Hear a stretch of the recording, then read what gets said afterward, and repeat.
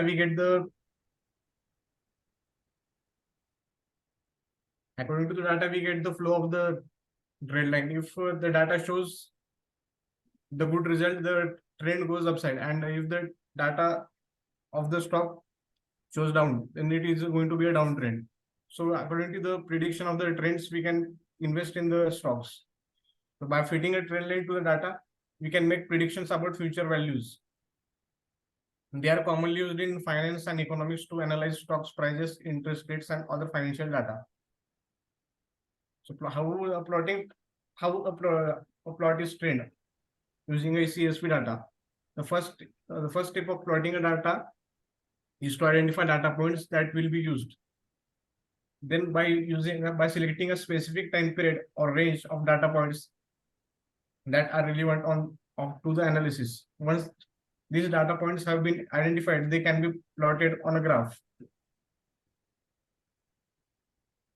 Interpreting trend lines. When interpreting trend lines, it's important to consider the slope of the direction of the line. The positive, as I said before, the positive slope indicates the positive correlation between the variables, and the negative indicates the negative correlation. So for example, just for HDFCBANK CSV data, it's an example. So for loan applications over time, as there are many loan applications, so we get to know that there are more applications, the data is going up, and this information can be used to make informed business decisions, such as increasing staffing during peak months. As the applicants increase, the staffing is also increased to handle the increase in loan applications. So according to the data, we get the decisions to make according to the work. Plotting close price. So we have to first get the CSV data set with a close column, and then we have to extract the close column from the data set and create a line plot of the close price using that. So this is the code. So these three libraries are used. One is Pandas, second is Matplotlib, and third is NumPy. These libraries data are used for data manipulation, analysis, and visualization in Python. And this is we read the CSV data using Pandas, and it does the plotting. This code does the plotting and actual closing price. By the closing prices, plots the trend line through linear regression. And this is the result. The red line is a trend line, and this blue line is a closing price. And these are the time intervals according to this. And these are the closing points at each day. When the closing points increases day by day, the trend line also increases. So according to that, we get to know that the stock is increasing and is a uptrend. And if the closing price gets decreased by the down way, we get to know that it is an uptrend. There is a loss in the, or somewhat there. And at last, the conclusion. In conclusion, plotting trend lines are an essential tool for data analysis. They help us to identify pattern and the trends in the data, which provide valuable insights into the underlying process. So by using HDFCBank, we get a deeper understanding of the bank's financial performance over time, and the information can make informed decisions about investment and other financial strategies in the future. So these are some of the references: the HDFCBank CSV data, Stock Screener, and Investopedia Academy. Thank you. Yes, Manish, your presentation was good, but I would like to address certain things. First, you can add a short story in the beginning, just showing the relevance of the project, that how you're solving the actual world problem. Okay, so that will relate you more with the project. Second thing, while starting, if there is a certain kinds of plotting things, I think you will be given with a data set, HDFC Bank. Am I right? Yes, ma'am. Yeah. So you can show the data set in the beginning and just explaining it a little bit. It might possible that it is consist of certain attributes. So it might be more relatable to the person who is listening to you. That for what is the data set and what result you are getting. Okay. Yes. And in the reference, you can give the reference in the link rather than writing the in such a way. Okay. Yes. Yes. Okay. Okay, rest everything was fine. I will provide you scores and feedback on your email. Thank you. Okay. Next we have Sunita. You can start your presentation. Can I lose the meeting? Yeah, sure. Ma'am, am I audible and visible? Yes, you are audible as well as visible. You can start. Okay, good evening all. First Good of all, evening. thanks for giving this opportunity. Myself, Sunita from Srikakulam district.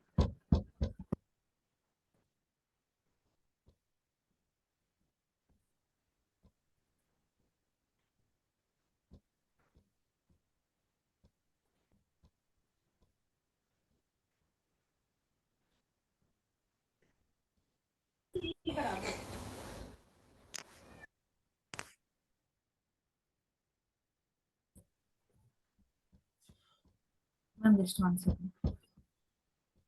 Yeah, sure.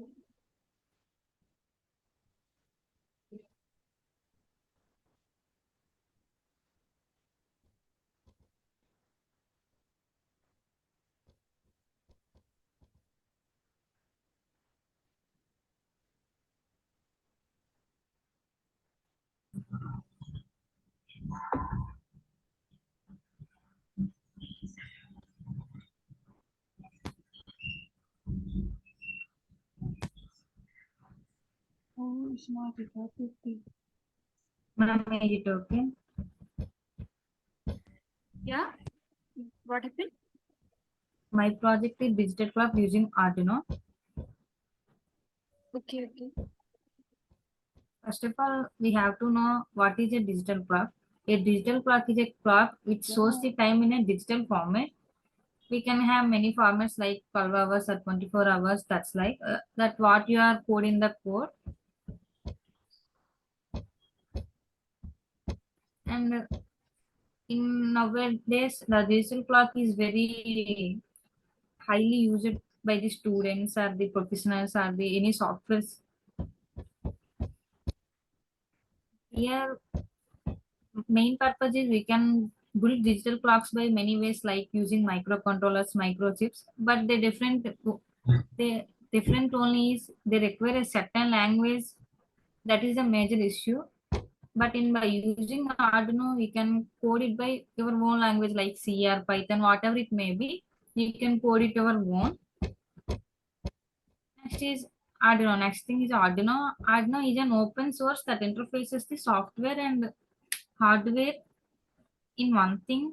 Like if you want to build any projects and in a simulation or anything, you want to interface any two devices that needs the Arduino. Arduino is here the Arduino purpose is it is reads data from the chip and it gives output to the LCD where we can see the digits in a digits form. Here it uses ICDS1307 to input and gives output to the 16 into 2 LCD display. Here the Arduino we are using. We can use this is the power jack. We can give power and this is the input where you can dump the code and these are the analog pins and these are the digital pins. These pins are using by what you are defined in the code. Ma'am, okay. Yeah, you can go ahead. And here we can see there is a crystal oscillator. This produces a pulse clock. By using this pulse clock, the timer countdown will be started. And we can use here the reset button. We can again start the Arduino from the starting of the program. Here the pins are defined in the code and I will explain it. Here the main advantage of digital clock is it is light and compact. For example, exam in a scenario, if a student is writing an exam, when he is in tense, when he look at into clock, it is difficult to understand the analog clock. But by using digital clock, he can easily grasp the time and he can save the, even 1 second is important in that time. He can save that seconds, and we can analyze the importance of digital clock by this example. Or another thing is, if any software employee log in for a just an certain minutes and certain seconds, we can easily know the how, at what minute, at what second he logged in and he logged out. In that also digital clock is very useful. And this is the simulation diagram. This is simulation what I done.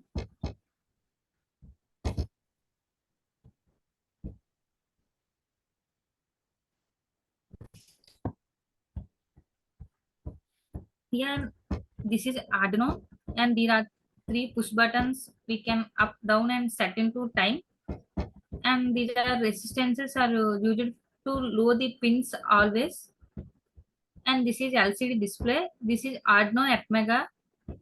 This is power supply pin. We can dump the code here. At the time of starting simulation, it starts simulation, and we can get into set mode by long press the set button. Here we enter into set button. The timer is stopped. Ma'am. Yes. And by clicking up button, we can increases the hours value 2, 3. If you want to get into minute state, we can again set into set button. And we can, here we can see the minute button is up. If again we want to enter into seconds button, we can again get into set button and up the values. This is how it works. We can set the alarms and anything what you can want to do with digital clock. Not able to join the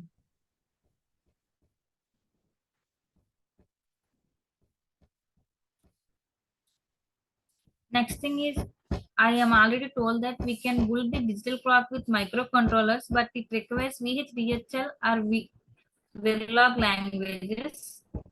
But by using Arduino, we can easily build with our own language.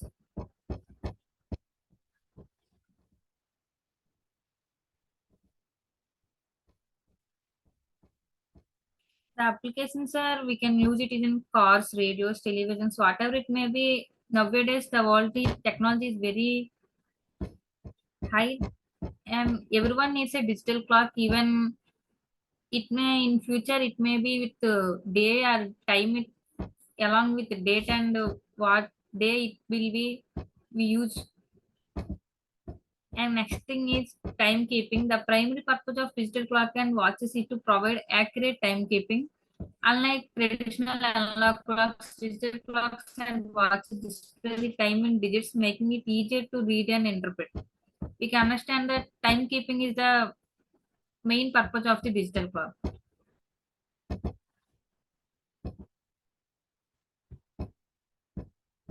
My conclusion is that the digital clock made this project is less expensive and easy to code. I already told that we can build it in many ways, but using Arduino is the best way of building the digital clock. As the world requirement for digital clock increases day by day, this is one of the implementing digital clock. Best way of implementing digital clock. Any questions, please? మీకు అది ఎన్ని sir 1 year వారంటీకి డబ్బులు కట్టుకోమన్నాను నీకు box కి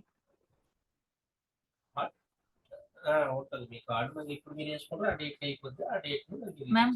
Sunita, are you done with your presentation? మీకు 1 year Yes, box వారంటీకి ఆ amount కట్టుకోమని Okay. Please let you know me that your presentation is scheduled for today only. అయిపోయింది ఇచ్చారు 1 ఇయర్ Yes, ma'am. 10 రోజులే time ఉంది Okay. Okay. So can you give me the 2 examples, real world example, where this digital clock? I think you have a background noise. If it's possible. మీకు 1 year నేను already చేశాను Okay, ma'am. Is there any disturbance now? No. Okay. Thank you so much. Okay. I was asking, can you give me the 2 Okay. real world examples where Okay. this digital clock is implemented? Okay, ma'am. I am already told that when a student writing a exam, even 1 second is important to that guy.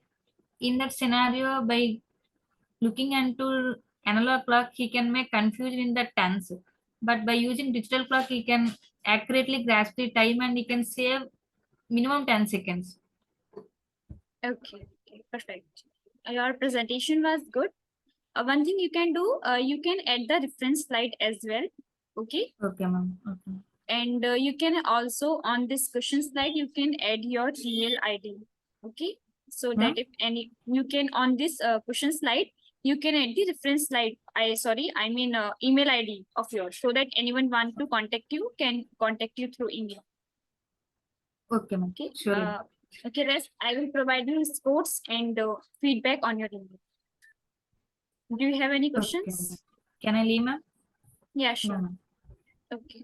Thank you, ma'am. Thank you Next, all. next we have Boopani Suresh. You can start your presentation. Good evening, everyone. Good evening, ma'am. This is Boopani Suresh.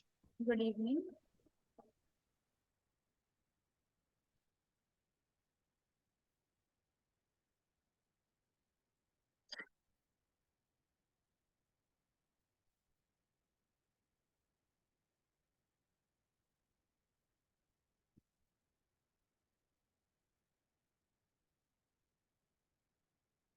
Ma'am, is my screen visible? Yes, your screen is with you. Ma'am, the given task was me was creating modeling using student performance dataset, and this is my project. I extracted from the Kaggle by Hackweather Limited. And today the problem statement was this project aims to understand how students perform test scores is influenced by the various factors including gender, ethnicity, parent level of education, lunch and test preparation. I means this is the statement means these are provided in dataset. I will show you it. And you can ask me what is the predictive modeling.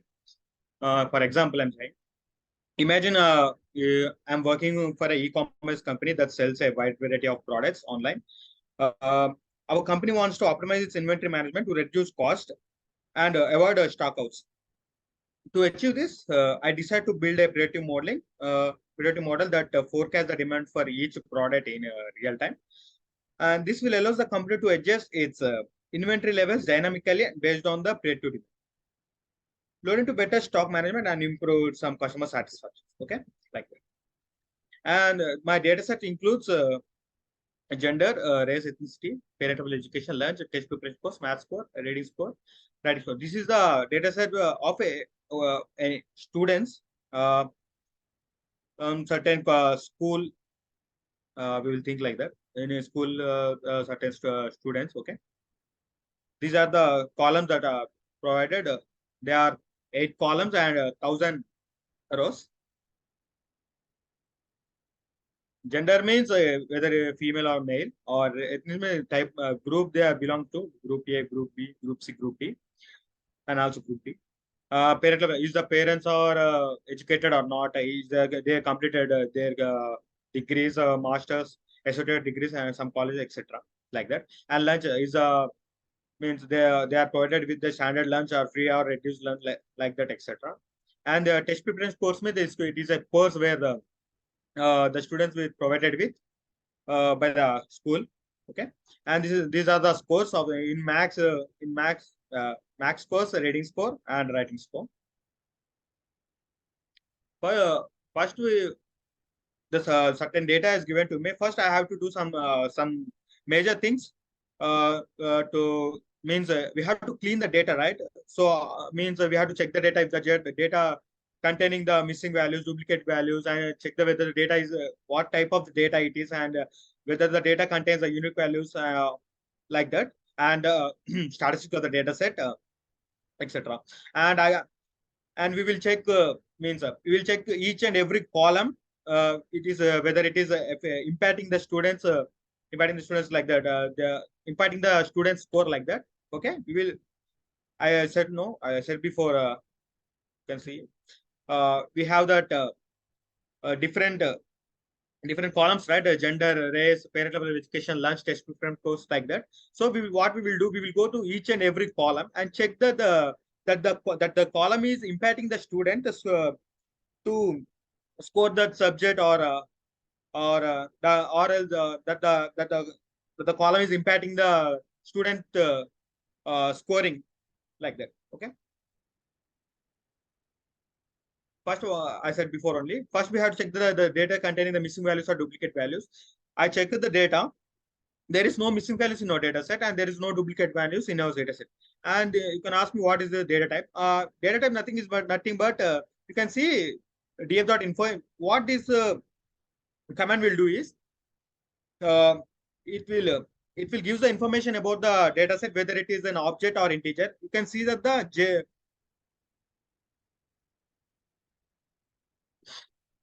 you will see that the gender, race, parent level education, lunch, test preference, these all are the object, and the remaining are the integers. Means they are the scores, right? They are in always in the integer form only, like that. So it will give the basic information about the data set. Okay, whether it is an object or an integer, like that. Okay.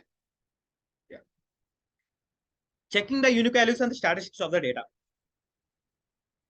Means uniqueness means the column is containing the unique values or not. You can see that the gender contains the two unique values. Means it is male or female. Only we have two options, right? Either it may be male or female, right? There will be no other. Means in our school there may be another gender, but we taking only male and female. So there is the unique value itself, right? Male means it is the unique value, and female means it is unique value. There is no different what we call different gender, right? Like that. You can see race and ethnicity. Race and ethnicity, it is the groups. We have group A, B, C, D, E. They are the individually unique, right? Like that. Parent level education, it has 6 unique values. Means master degrees, general colleges, associate college, like that. Masters. Lunch means standard and free by reduced lunch, like that. Okay. There are 2 courses, like that. And describe what will describe it. It will give the statistics of the data set. Means you can see that the mean of the data set, standard deviation, minimum value, 25%, 50%, 75%, 100%, like that. Like, see, you can see that. Like that, it will give the statistics of the data. You can see that from that the description of numerical data, all the means are very close to each other between the 66 and 68.05, and all the standard deviations are closer between the 16.6 and 15.19. While there is a minimum score for 0 for math, for writing minimum score higher is equal to 10, and for reading score higher is equal to 17. Okay. Means it is the marks of the students for each subject. Like we have the maths, writing, reading, right? Like that. How much number of students with marks in maths, number of students marks in writing, reading, like that. You can see that the number of students with marks in maths is equal to 17, writing 14, reading 17. Means 7 means 0.70%, 1.40%, 1.70%.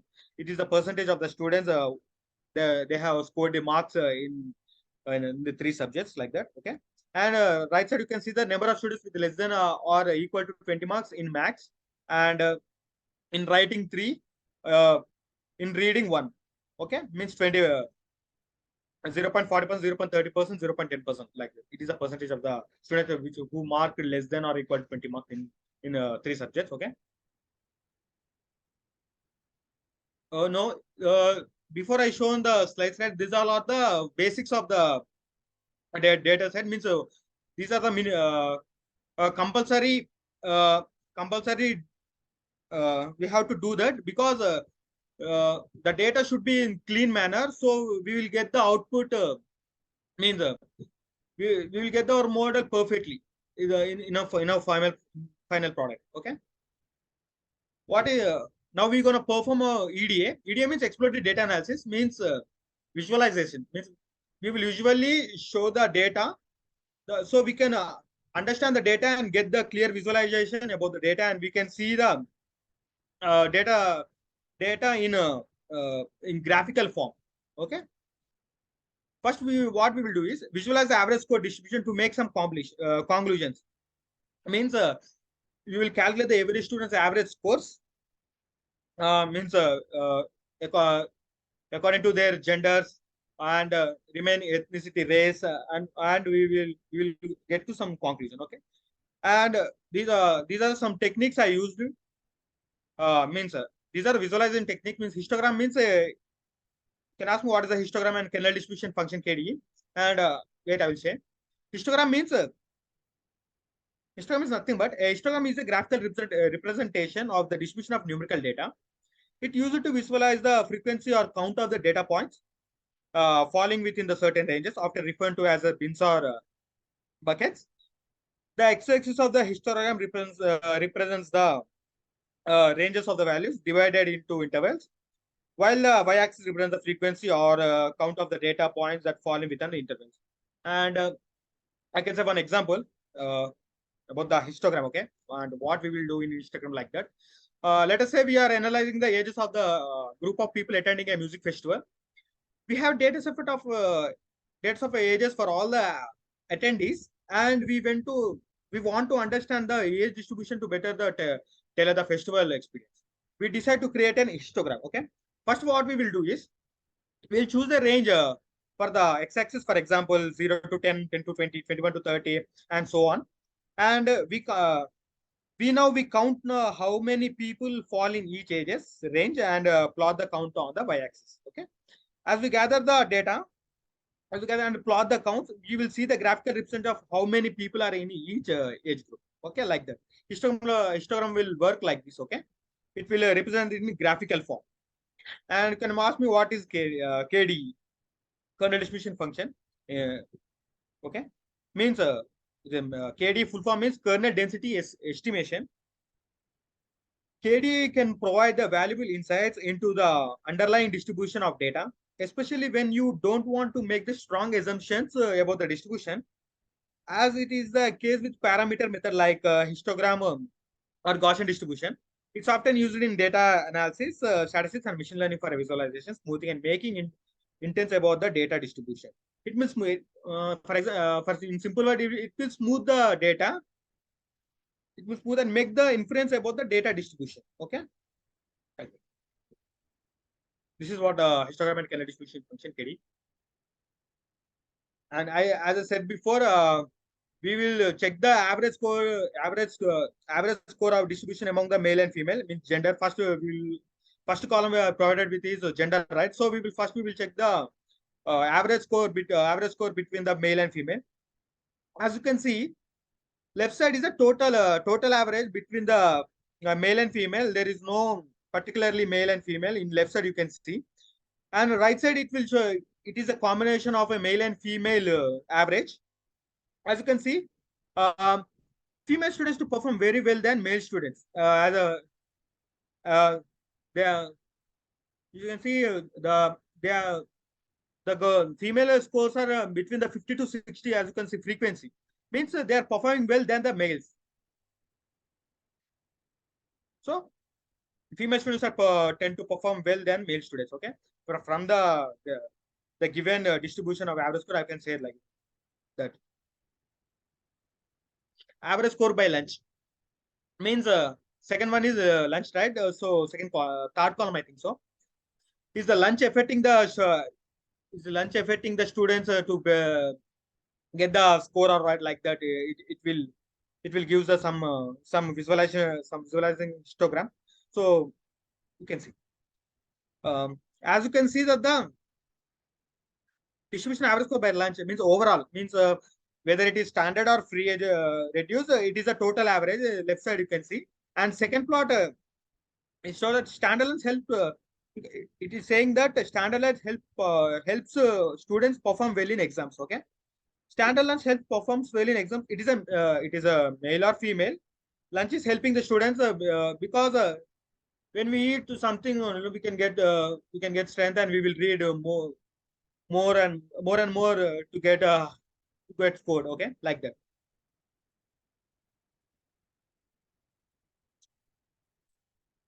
Another column is parent level education. Means the average of the parent level education. Means the parents are educated or not. If they're educated, is they are helping the students to perform, to get the score in the subjects. They are helping or not, like that. Okay. The given graph is showing that if the parents are educated or not. Okay. You can see that in general, parents educated. It is showing like that. In general, parents education don't help students perform well in exams. It's saying like that. Second plot, in first plot, it's saying that in general, parents distribution does not help a student perform well in exams. Okay. And in second plot is showing that parents who educated of associate degree or master degree, their male child tend to perform well in exams. Third plot shows that we can see there is a no effect of parents education on female students. Okay.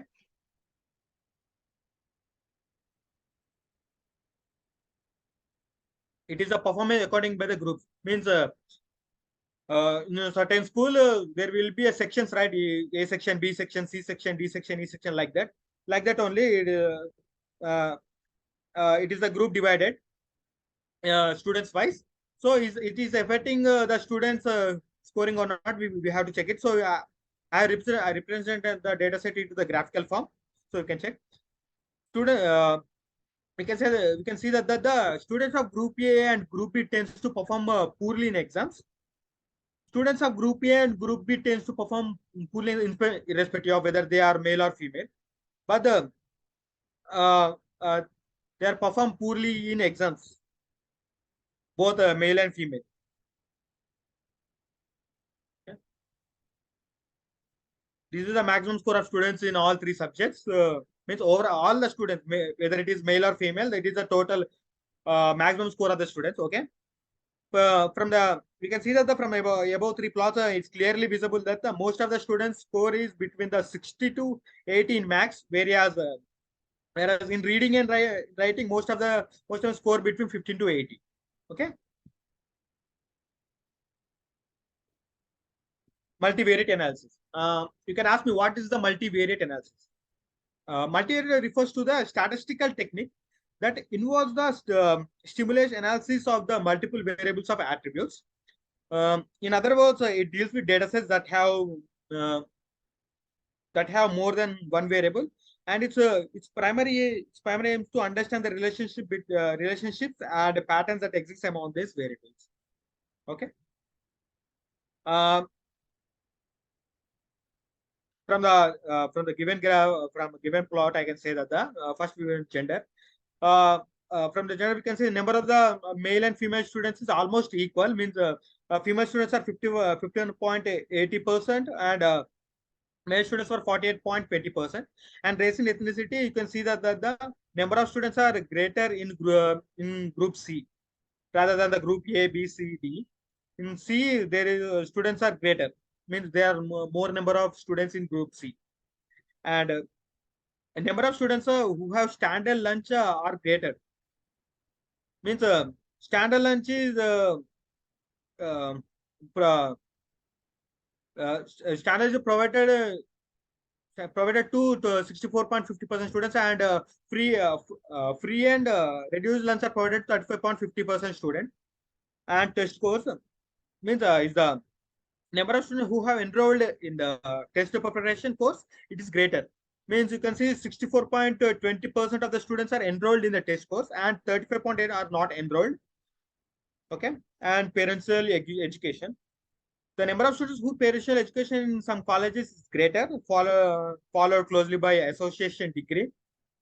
As you can see, it is some college means in other colleges like some simple college, you can take like that example. Okay. It is 22.60%. It is greater than the uh, other degrees. Okay.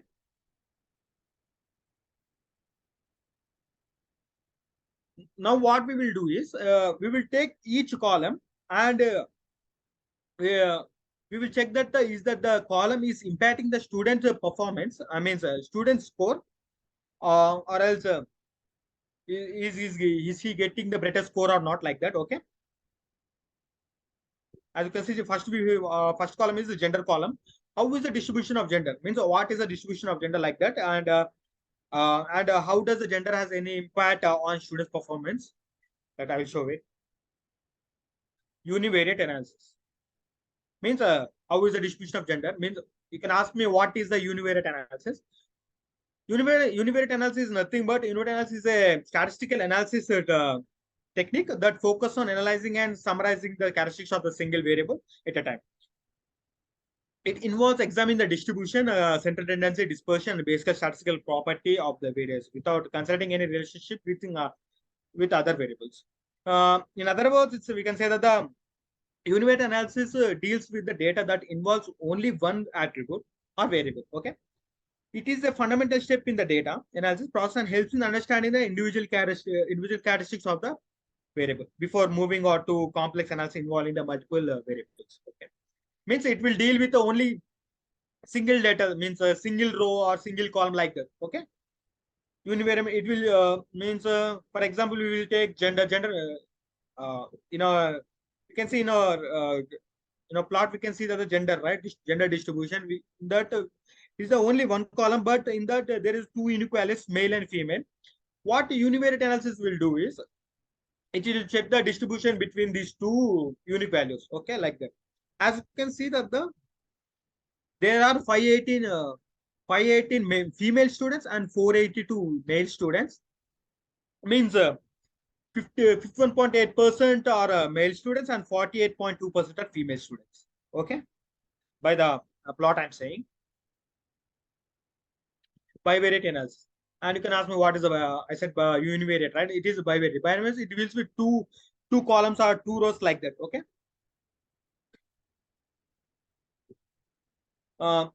Bivariate analysis. Bivariate analysis is a statistical analysis technique that focus on understanding the relationship between two variables similarly.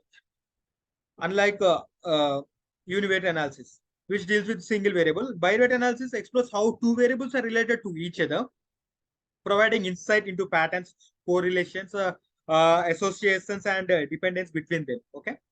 Bivariate analysis is crucial for uncovering the connection between the variables, which can be useful for making prediction, understanding the causality, and making the informed decisions like that.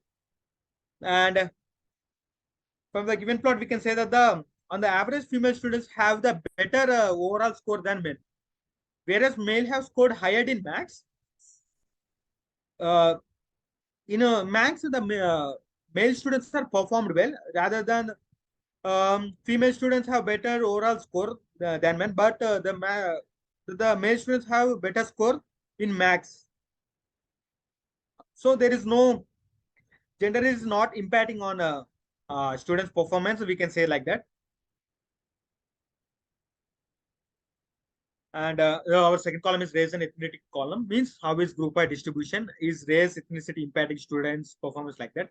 Means the same before I shown slides that we use the univariate analysis and bivariate analysis. Same like that only we will use the same method, same analysis, and we will check the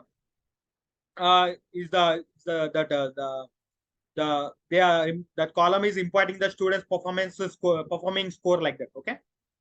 Univariate analysis. I said before on what is univariate analysis. In our group by distribution, we can say that the most of the missions belong from the group C and group D. Means major students are belonging to the group C and group D, rather than that group B, group A and group E. Lowest number of students belongs to group A. It is only 89 students are belong to the group A. And right side you can see that is the percentage of the students that belong to the individual groups. Okay. Bivariate analysis means I said before and what is bivariate analysis. Race and ethnicity impacting the student performance. Is the race and ethnicity impacting the student performance like that? Okay. From the given plot visualization plot, we can say that the group E students have scored the highest marks, and group A students have scored the lowest marks. Students from the lowest socio-economic status have a lower average in all core subjects. Okay, by the plot we can say that.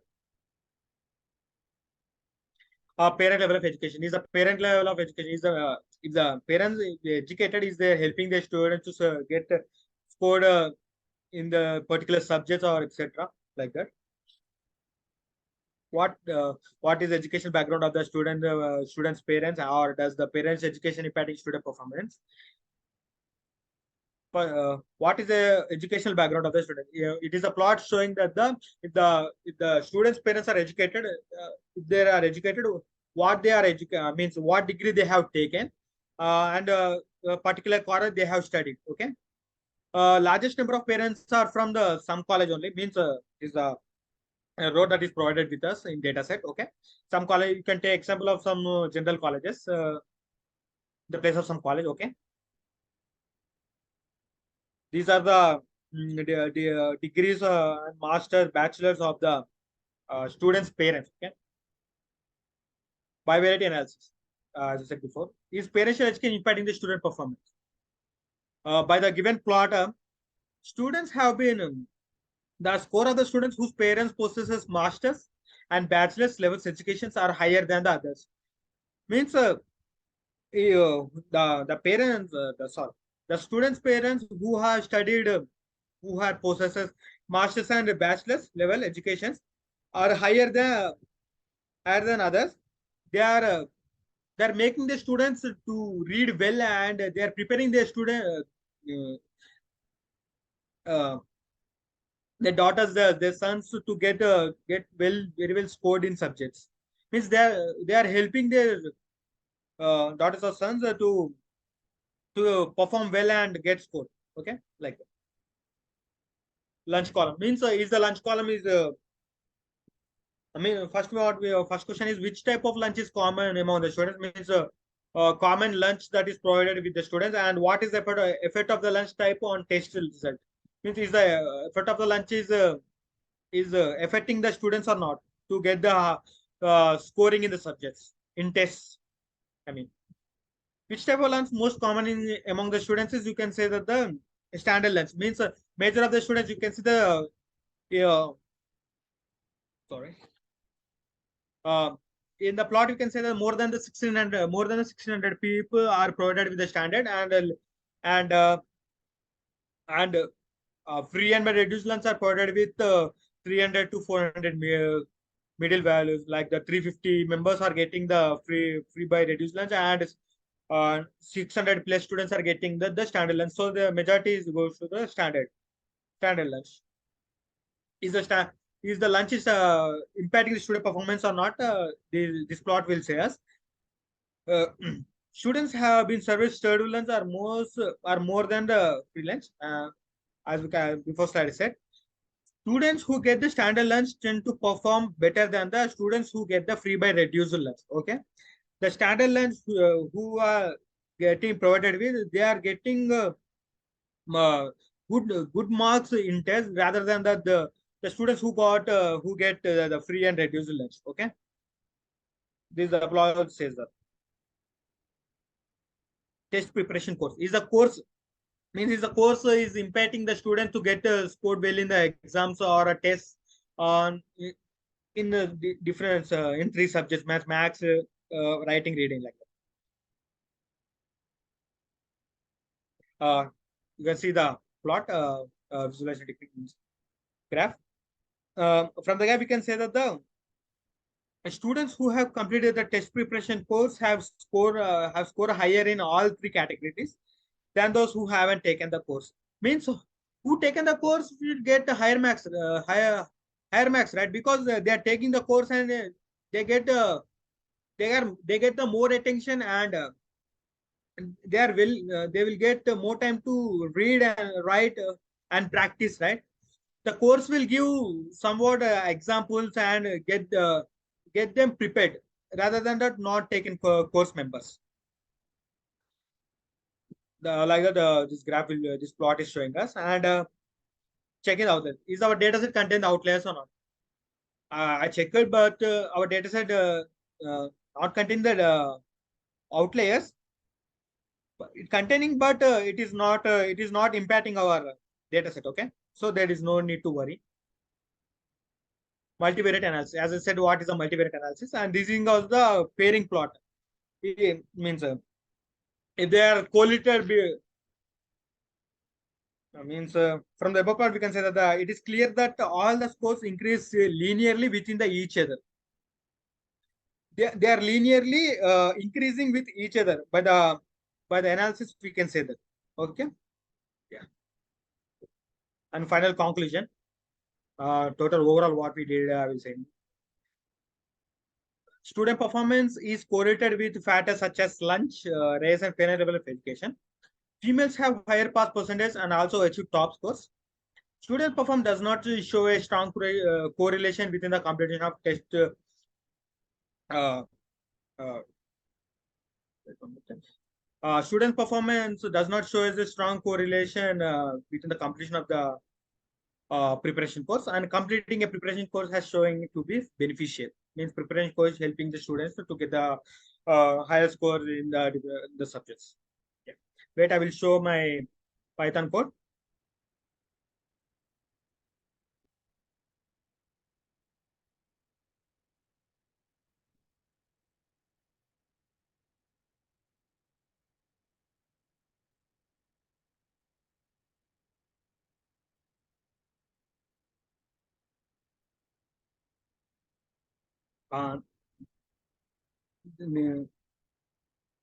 This is Python platform. It is a Python notebook. I did my all the coding and graphical part in this notebook only. These are the libraries that I have imported. Okay. This command is reading the file, CSV file, and is null is checking the dataset contain the null values or not, and info it is giving the information about the dataset, and unique value it's showing that the dataset contain the unique values or not. Describing the dataset means it calculating the statistics of the dataset. Okay, and head what is head will do is it will show that the first five rows of the dataset. Okay, and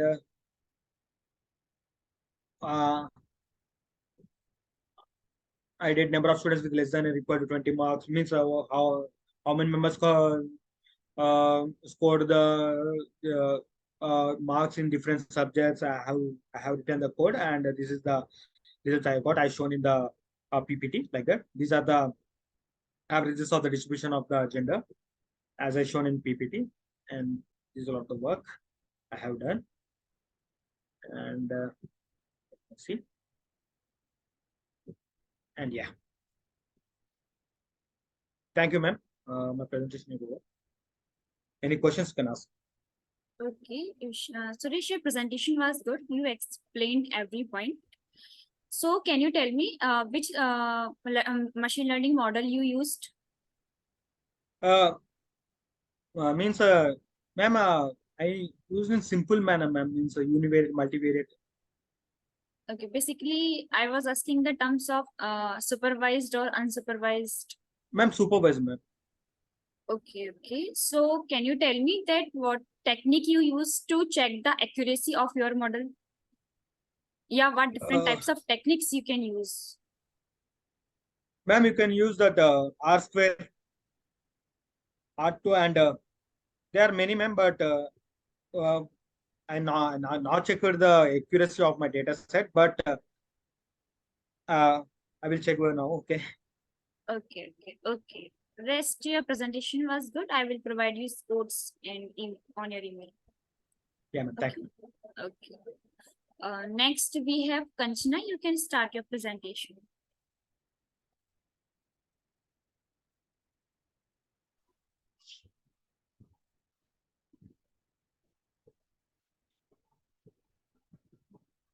Very good evening, ma'am. My name is Kanchana, and I'm from Jawaharlal Nehru Technological University, Nasra. Okay, so my presentation was regarding the sine wave generation using an IC555 timer.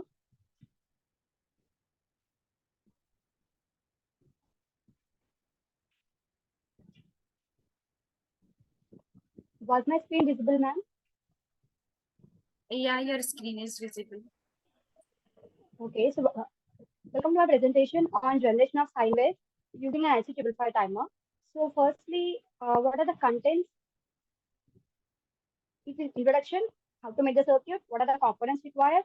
Let's after that some brief about the components. IC555, what's the function of an IC555 timer usually, and what's an STB multivibrator, what are the circuits I have used and what are the results, and the future scope IC555 timer using Arduino, and conclusion. And yeah, so firstly coming to introduction, electronics is the domain. The reason why I have chosen electronics is one of the scientific and engineering disciplines that is used to design, create, or manipulate any kind of system. So whether it be charged or uncharged particles, by using electronics and by using computer software system, we can design, create, and manipulate that. So embedded systems and is one of the branch of electronics in which we use it by the combination of both hardware and software systems. So that we can use embedded systems to control any of the components, any of the elements by the use of both hardware and software techniques. So firstly, components required for my circuit that I have used today is a 55 timer, capacitors, inductors, resistors, voltage source, and connecting wires, and probes and oscilloscope. Those are as per requirement. So firstly, how to make the circuit.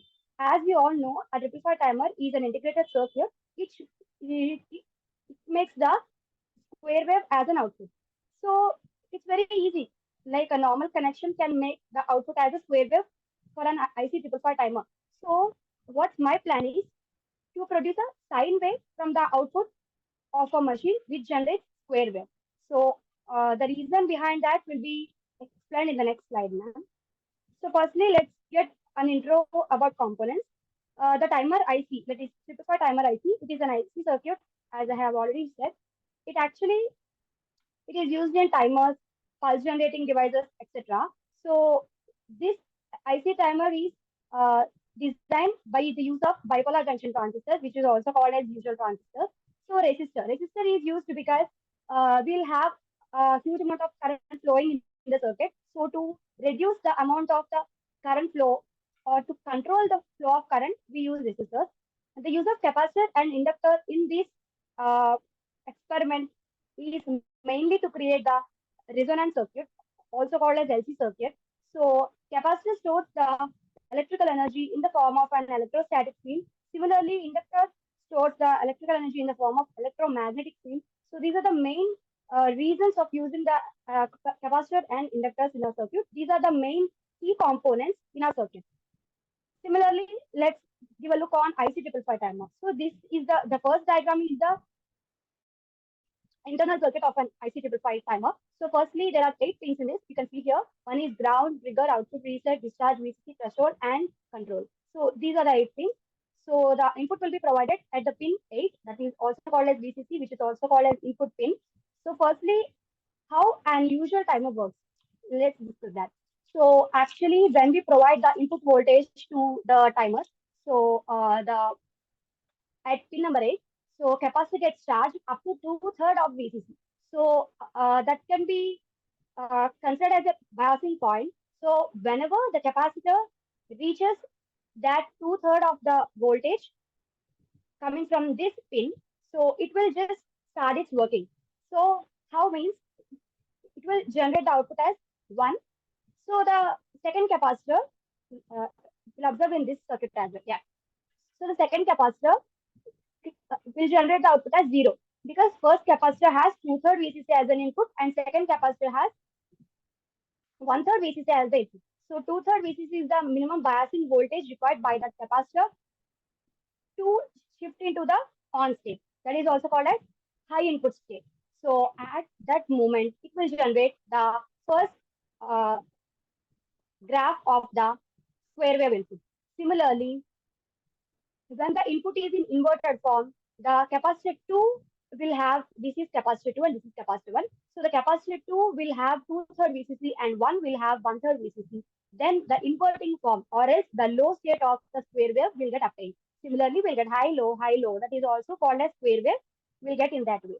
And coming to the actual function, like modes of operation of 555 timer, it has 4 different modes. The first one is astable, second one is monostable, third is bistable, and fourth one is skim trigger. So astable means free running mode. You can also say that astable mode doesn't require any input triggering. It works as a free running oscillator. So we can take so many examples for this, like by the use of LEDs or pulse width generators, etc. We'll use this astable multivibrator. Coming to monostable, monostable is one shot pulse generator, or we can say it is used in that applications, or like it has only one stable state. So the applications like pulse width generators which have only one stable state can be used for this monostable mode. And bistable mode is a latch we use for a lot of flip flops and so many electronic circuits like sequential circuits, combinational circuits, whatever you take, you can just use this latch mode of the 555 timer, because it acts like a high low or a set reset mode, which is also called as latch mode, because it turns off and on in a particular uh, prescribed time itself. And coming to skimmer trigger, it's an inverter mode. We all know skimmer trigger means it generates square wave also only in that inverter mode. So whenever the input is in reverse mode, we use this skimmer trigger. We can use this skimmer trigger in the application of a NOT gate, because it's also called as inverter gate, which operates in its inverter mode. And coming to the circuit that I have used for this experiment is, so apart from this LC circuit, the whole circuit is an stable multivibrator which generates square wave. The reason I have used an LC circuit, so this LC circuit is also known as resonance circuit, which makes the generation of an sine wave for this output of a stable multivibrator. Why? Because an LCD circuit is a resonance circuit when it has the both frequencies of this inductor and this capacitor gets equal. That is, we all know XL equal to, that is will be equal to 2 pi FL for an inductor and XL equal to 1 by 2 pi FC for a capacitor. So when those XL and XC gets equal to each other, there is a frequency arise that is also called as resonant frequency. So that resonant frequency is equal to 1 by 2 pi root LC. We all know that formula very well. So by the use of those LCs, we can bring a frequency which is at resonance state. So while the frequency is at resonance state, it treats itself, it manifests itself as a AC sine wave, or else it treats itself as an AC sine wave. So after the generation of square wave, by using of these two components, and resistor used here is to limit the flow of current in these circuits, because they have a limitation of their inductances and capacitances. So while the flowing of current is exceeding the limit, means the circuit may burn it. So to limit that, we have used a resistor here, and there is a voltmeter connected at the junction made by LC and at a reference point, or else we can say it as ground. So by measuring the voltage here and by measuring the flow of current in these LC elements, we can see how much current is flowing through that and how much voltage is flowing through that with respect to time t in seconds. So this is the circuit, and we have connected the bypass resistors here to limit the flow of current in each and every pin. And two capacitors are required for the input of this 555 timer, as we have previously discussed. One pin acts in inverting mode, and other capacitor acts in non-inverting mode, so that 2 by 3 VCC and 1 by 3 VCC will totally be equal to this VCC, or else we can name it as V1 or V in something else. So 4.5 DC volt supply is given to this, and it is grounded at its negative terminal. So we can see the same terminals like reset, discharge, threshold, trigger, control voltage, ground, output, and input VCC pins of 8 pins of this IC 555 time. So coming to the graphical representation, we can check it on the simulator itself. I have used a software called multi-sim software. So yeah, so this is actually schematic I have drawn in this. So actually to connect this, uh, we can use a simple IC555 timer, and we can just connect all the pins. We can just use all the elements that are inbuilt in the software, so that we can just give the required voltages and the amount of ratings for this resistors, capacitors, inductors, and so on. So after that we can just connect the circuit and we can simulate it. So let me show you the simulation. Yeah, start simulation.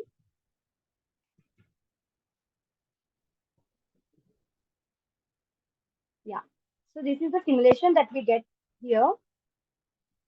It's actually loading.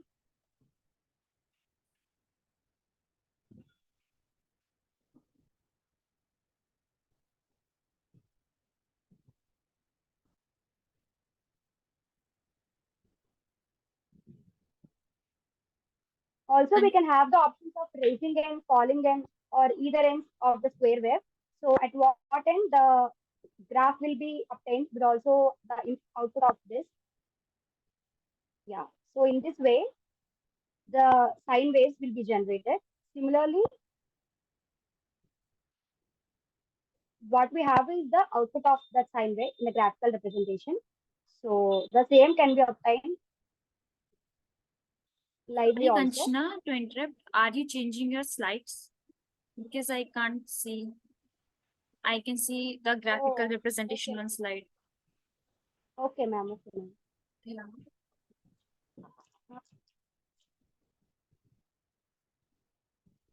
I was about to open the software that I have used, ma'am, to show you the simulation in live. I guess you demonstrated your part, but I couldn't Yes, see ma'am. that. Yes, ma'am. Oh, okay, ma'am. So shall I continue with my slides, ma'am? Or Yeah, you can continue. okay, okay. So that is the demonstration of the project. Also, we can have so this one. So coming to future scope, what I have thought is, what if we can do the similar thing by using an Arduino? Because we don't need to code while coming to triple point timer because it's an inbuilt feature it has so that it will obviously generate a sine wave when we are providing a resonance circuit, right? But what if we need to write a code? Like if you want to write a code or in the future applications, we may get some projects which require to write a code along with this IC5 Arduino also be a part of that project. So what if Arduino IC5 timers are the required components of our future project? So how will we combine it? So in that point, I have used a reference. So this is a diagram. Actually, from the ground point here itself, and from the input point, we have to connect the Arduino for the breadboard. Similarly, the resistors, capacitors, 8-pin IC, everything is same. The connections are uh, pretty same as we have done for an normal simulation software. So these are the same. When these gets connected, the output will also be in the same graphical representation. The reason behind this is if we in future it may be considered as a future scope. If we want to add something to it, you can just go for this. And coming to how to make it by using an Arduino. Okay, so actually an stable multivibrator looks like this. As we already discussed, resistor, bypass resistors and capacitors. It's obviously the same as an IC5 timer, but the stable states which is in operating is different. So firstly, an stable multivibrator has no stable states. We already know that. Output alternates between high and low states. So firstly, if it is in the on state, we can call it as high state. If it is off, we can call it as low state. And it depends upon the duty cycle of the input cycle of this capacitors, like how much time they are getting charged and how much time they are getting discharged and all. And coming to the duty cycle. So what is duty cycle? Duty cycle is the total time that is circuit is being on and divided by the total time period. So the circuit is on, like the total time in which the IC is being charged by these capacitors divided by total time, that the total time in which voltage is provided to this circuit. So this is called as the duty cycle. We can see here on time by total time period is called duty cycle. This has no units because it's a ratio on the time upon time itself. So by this way we can make that. And what's the code for Arduino? If you want to write in future, what's the code? So for here itself, actually, it's same as our. I don't actually know. Sorry, I was actually known about this code by using the reference. So I just want to explain in a simple way. So what is the input button we want at which pin we are providing the input? We have to provide this, and after that, see every time Arduino uses a void loop for its operation. So we have to just insert the code which we wanted to execute in that void loop, and accordingly it operates. This is what I learned from the code, which is an inbuilt feature. It always have for its every operation, for every application also. So firstly, these four lines are very important because these four lines only decide how a 555 timer is going to generate a sine wave as a non-usual thing because it's always a square wave generator. So firstly, digital write output comma hash. This line explains that why it is used in like we have to give the output and it has to stay for the high state. Like and it should delay for 100 microseconds because the circuit needs to delay for some time in order to invert the voltage terminals. It takes a delay of 100 seconds. Again, it, it takes a low output and it obviously delays again due to the inversion of input terminals. Again, it operates in a high. So these kind of high, low, high, low, high, low or set reset kind of operation starts, then only our output waveform will just obtain this high, low, and high, low. This kind of operation will be obtained by the use of that Arduino tool. We can consider it as future scope. I am actually aware of this triple point timer, but I didn't. I thought like, what if we use Arduino also in our future? What if we have to use? Then also we need a basic idea. We need to have a basic idea. That's why I have taken this from a reference and I am showing you. And yeah, coming to conclusion and future scope. Actually, multivibrators are a non-sinusoidal oscillators. We all know that we have already explained it as a square wave generators. So what if we want to take some other waves by a solid wave or triangular wave or sinusoidal wave, whatever? So just by using a small circuit like an LC circuit or a resonance circuit, we can generate a sine wave. So this is a huge advantage because in the future applications also for like light emitting diodes, pulse width generators, or PMW devices, if we want to use these kind of devices there, it's a big application that we can use this to generate any waveform we require. Also, the circuit is inexpensive. That is one of the important advantage because it's obviously the same circuit as an SOB multivibrator we are using. We are just adding two more components in extra. And also, it's simple circuitry. By adding the two more components, you can easily get a different kind of waveform. So also there are many features like a basic person who's in the level of beginning level can also understand this project so that these kind of like non-sinusoidal oscillator or you can take any operational amplifier anything. So from the basic idea we can just develop a sine wave. I think this is one of the better advantages we have. So coming to future scope, yeah, we can use this, we can build this by using an Arduino or any other devices uh, for a microcontroller or something else. So in coming technologies also, we can meet up all the future requirements by this because as sine wave is one of the most demanded output form of any electrical circuit. So by using the required frequency, we can change the frequency, we can change the value of the voltages and currents we need. So by that, it is a very good future requirement that we're gonna meet with this. So this is the future scope, and these are the references I have used. The software used to demonstrate the project is multi-sim. The circuit was built there, the software was built there, and the websites I've used for getting these uh, getting the details of the pin diagram or what are the actual functions, applications, or electronic tutorial circuit digest mechatropics. And the circuit where and the Arduino I have obtained from this mechatropics website because there's the application where we can use this Arduino. So this is one of the websites I have seen for Arduino and insert cables also. And from I have downloaded the images from electronics hub. This one. And you can suggest me. And if you have any questions, you can please ask me. That's my presentation. Thank you. And I have given my contact details here. So if anyone have any queries, you can just contact me via my email. Thank you very much, ma'am. Yes, Kanchana, your presentation was quite good. According to me, you covered all the aspects of the project as it required. And Ma'am. the main thing, you maintained a good flow while connecting each and every point. You are relating the slides and relating the code that how you actually implemented. That's all. Do you have any question? You can No, ask. ma'am, I don't have any questions. Can I leave the presentation after this, ma'am? Yeah, sure. You can. Or is there any option? Okay. Next, we have Tanu. You can start your presentation. Excuse me, ma'am. Yeah. Yeah. Sorry to interrupt, ma'am. Should I request a new task today itself, ma'am? Or Yeah, you can request new task today itself. okay, ma'am. Thank you so much, ma'am.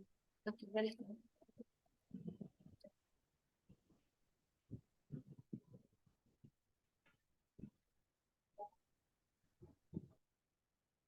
Ma'am, Yes. actually, Yeah, Tanu.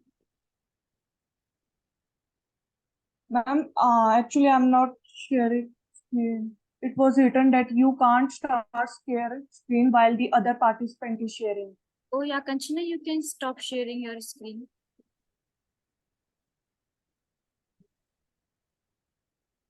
Kanchana.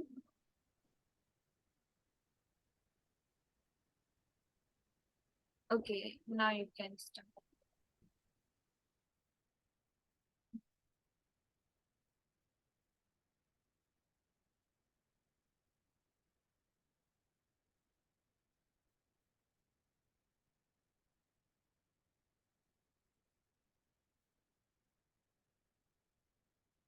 Is my screen visible to you, ma'am?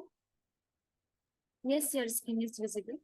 You can So, first of all, good evening, everyone. Myself, Tanu from AWS Cloud Computing Department. So, today's my presentation is on setup AWS Cloud for stock marketing data management and the analysis. So, these are the topics which I'm going to discuss one by one. So, first of all, introduction, that what do you understand by the AWS for stock marketing and what is the importance role in data management and the analysis. Then after that, why use AWS for stock marketing data management, and then how to set up AWS Cloud. I will be giving you the live demonstration that how to set up. Then after that, AWS tool for stock marketing data management, and then data analysis on AWS Cloud, and what are the best practices for stock marketing data management and the analysis, and the last conclusion.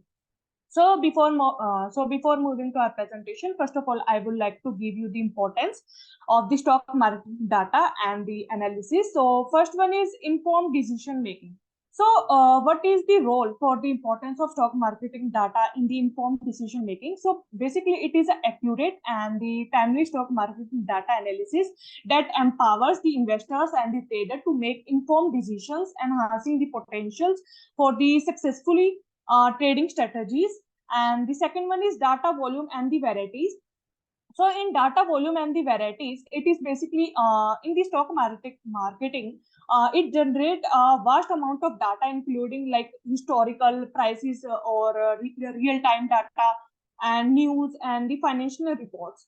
And the third one is real-time insights. So in real-time insight, what is basically in real-time insights, we have to the importance of it is basically based on the cloud solution that enables a real-time data processing, aiding in the capturing and the responding to rapidly changing marketing conditions swiftly.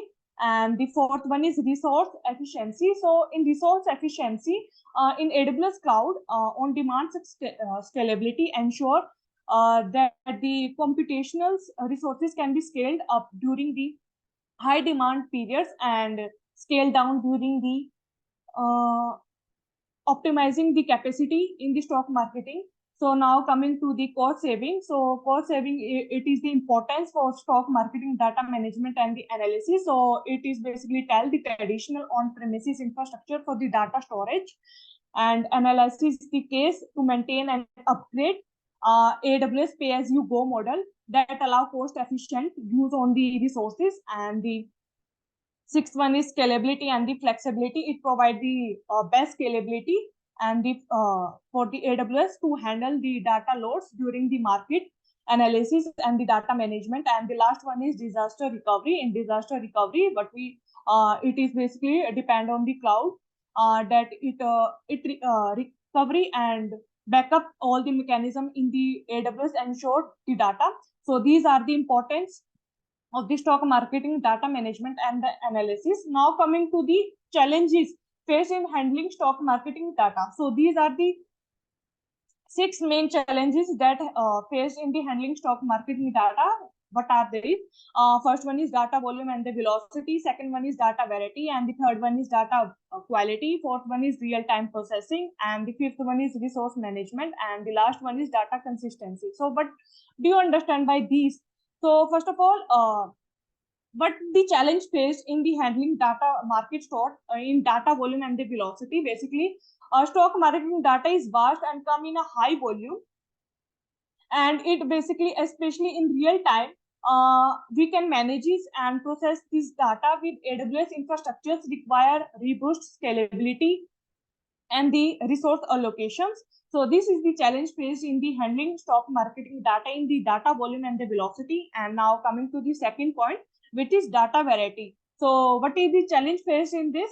Basically, stock marketing data comes in various formats such as historical price charts and like real-time course or financial reports or any new articles. Integrating and processing these diverse data type efficiently and can be complex. Now, third one is data quality. The challenge is it ensure the accuracy and the integrity of the stock marketing. It reliable and analyzes the ingesting and validating data from multiple sources can be challenging.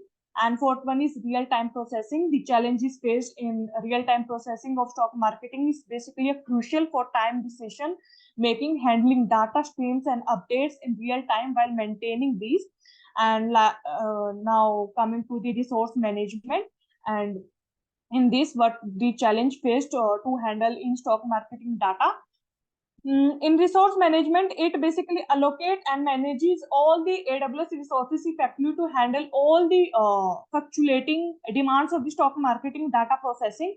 And now coming to the last, that is the data consistency. It is the main challenge faced in the handling the stock marketing data. But the challenge faced in this, it basically ensure consistent data across our various stages of processing and analysis. So these are the challenges faced in the handling stock marketing data.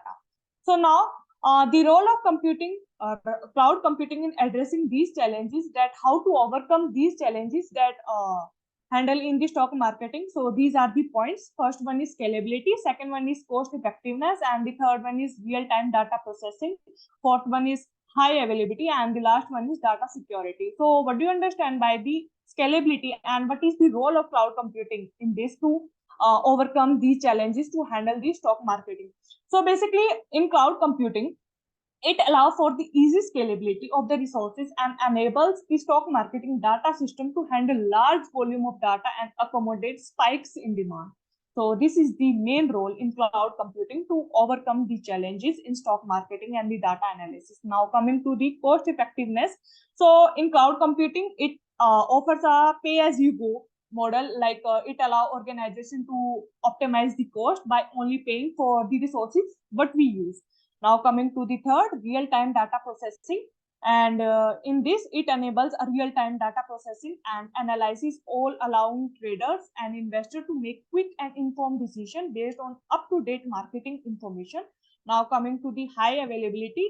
In this, basically, it provides a platform that it reboosts the infrastructures and redundancy to ensure the stock marketing data that are highly available and can without potential stand up. Now coming to the last one of the role of computing, cloud computing, that is data security. In data security, basically cloud services providers implement stringent security measures to protect sensitive stock marketing data and access the control and regular backup. So these are the main points that how the role of cloud computing to overcome the challenges that are faced in the handling in stock marketing data and the data management.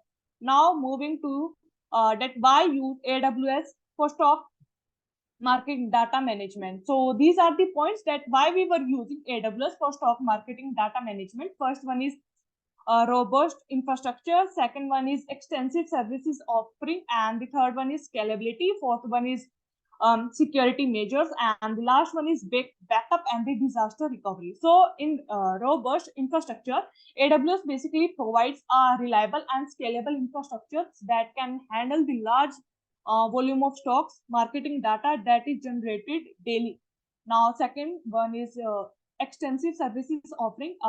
Here the AWS offers basically a wide range of services, especially like designed for data management, such as AWS S3, that stands for Simple Storage Service, and Amazon EC2, that is Elastic Compute Cloud, and Amazon Redshift for the data warehouse. Now coming to the third, scalability. And here it allows for easy scalability, enable stock marketing data to increase data volumes and user demands. Now coming to the fourth, that is security measures. Here the AWS has robust the security measure in place to protect all the sensitive stock marketing, including like encryptions, access controls, and the complaint certification. Now coming to the last, that is backup and the disaster recovery. Here in this, AWS basically provide a reliable data backup and the disaster recovery option that ensuring the stock marketing restored in case of any unforeseeable event. So these are the main uses of the AWS for stock marketing data management. Now coming to the next, setup up AWS cloud for stock marketing data and management. So basically, to set up AWS for stock marketing data management and analysis, the first step is we have to basically create an account on AWS. Then after that, creating an account on AWS, then we have to access AWS management console. After that console, when we can start editing our environment. So the next steps to choose the appropriate AWS services, like we can choose here Amazon S3, Amazon EC2, and Amazon Redshift. So these are the main tools for setting AWS for stock marketing data management. So now this is the link. I'm giving you the live demonstration that how to set up AWS cloud for stock marketing. So we have to just click on this. After clicking on this, is my screen visible to you, ma'am? Yes, your screen is visible. Okay. So this is the site. What we have to do, we have to just write the email and for the sign in AWS. So just click on the next. After clicking on the next, we have to set up the password. After that, we have to click on the sign in. So now we can see here it is the AWS management console home. So what we have to do, we have to just click on the services. And after clicking on services, we have to click on all services. Then after that, we have to view all the services. So here we can see AWS provided so many services like compute, containers, storage, security, identity, complaints, database, and so many. But in AWS for stock marketing, we are using and we are setting AWS cloud for stock marketing. We only use the EC2 and the S3 and the database Redshift. So here basically EC2 stands for Elastic Cloud Compute, and it is basically a compute services. So we have to just click on this EC2. In EC2, basically EC2, what do you understand by EC2? EC2 is basically a web service or the virtual service that provide a security and resizable cloud capacity in the cloud. So in EC2, we can create an instance, we can launch our instance. So here we can see this. So now coming to the next, like we have to open the S3. In S3, what do you understand by S3? S3 is basically a simple store service, and it is basically a storage services in AWS, and it provides that we can store a large amount of data in the form of buckets, and we can retrieve from anywhere, anytime. So this is how we can here create bucket. We can click on this. Recently I have create a bucket in my recent presentation. So instead of wasting time, so coming to the back to our presentation. So this is how we can set up our AWS cloud for stock marketing data management. Now coming to the next. So these are the main AWS tools for stock marketing data management. What are those? Amazon S3, Amazon Redshift, and the last one is Amazon EC2. So Amazon S3 is basically a great tool for storing large amount of data in cost-effective way, and it is easy to access and we can retrieve from anywhere, any data. And now coming to the Amazon Redshift. Basically, Amazon Redshift is basically a database services, and it is basically a data bearing house, and it can be scale up to petabytes. And coming to the last, Amazon EC2. Amazon EC2 is basically a compute services part, and it is a virtual server or the web server that provide a best practices and to resizable and cloud compute capacity in the cloud. And its main feature is that it provides scalability and the flexibility in the cloud computing for the stock marketing data management. So these are the main tools for AWS for stock marketing data management. Now coming to the next. So data analysis on AWS cloud. So basically, first one is efficient and the scalable. So in efficient and the scalable, here the AWS cloud provide the infrastructures and the tools to efficiently process and analyze large volumes of data. Now coming to the services for data analysis, basically Amazon EMR or Amazon Redshift or Amazon View or the popular services for data analysis on AWS. So coming to the insight for stock marketing data. In this, with AWS cloud, we can gain valuable insight from our stock marketing data. Now coming to the integration with data analysis tools, in AWS integrate with tools like Apache, Spark, Jupyter Notebook for advanced analytics. We can use this for integration with data analysis tools. Now coming to the flexible and the cost effective. In data analysis on AWS cloud, AWS basically allow us to scale the resources as needed and offers a cost effective pricing option for data analysis. So these are the points for the data analysis on AWS cloud. Now coming to the next, best practices for stock marketing data management analysis. So these are the main best practices points. Like first one is data quality, second one is data security, third one is data integration, fourth one is scalable infrastructure, fifth one is data analysis tools, automation, performance optimization. So what do you understand by data quality in the best practices for stock marketing data management analysis? So ensure that our stock marketing market is accurate and complete and up to date. So we have to just implement data validations and cleanliness process to maintain data integrity. This is how the best practices for stock marketing data management analysis. Now coming to the data security. In data security, we can protect our stock marketing data by implementing proper access control, encryptions, and monitorize our mechanism that we are following the industry strategies to ensure data privacy. Now coming to the third, data integration. In data integration, we can consolidate our data from various sources such as market feeds or the financial statement, and we can view the market of the stock marketing data. Now coming to the fourth, scalable infrastructure, we can here utilize cloud-based solution like AWS to handle the large volume of market data.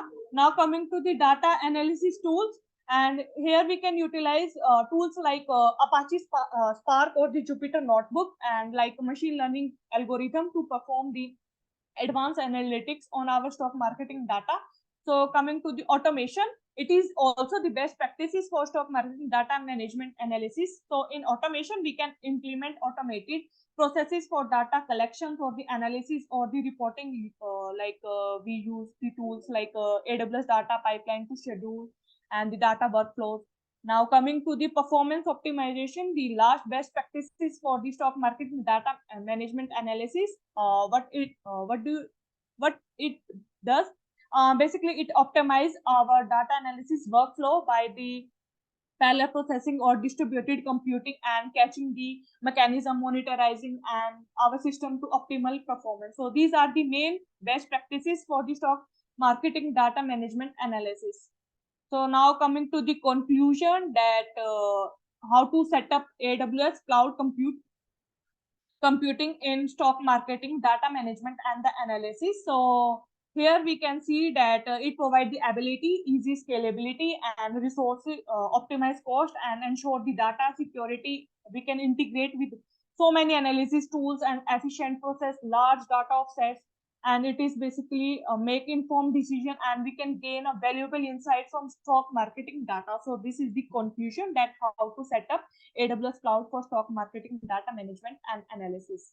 So these are the references which I have taken the help from this.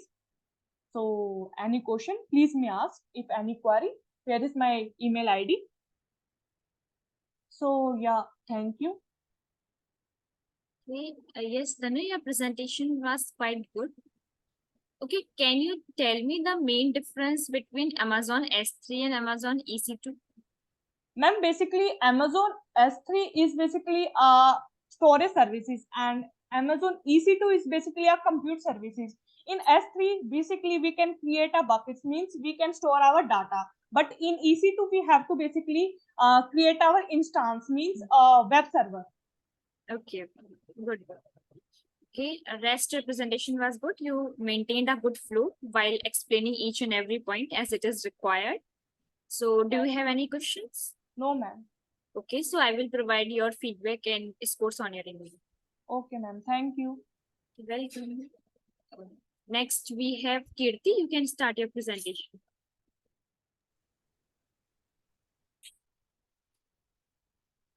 I'm audible or visible, ma'am? Yes, you are audible as well as visible. Good evening, ma'am. Good evening.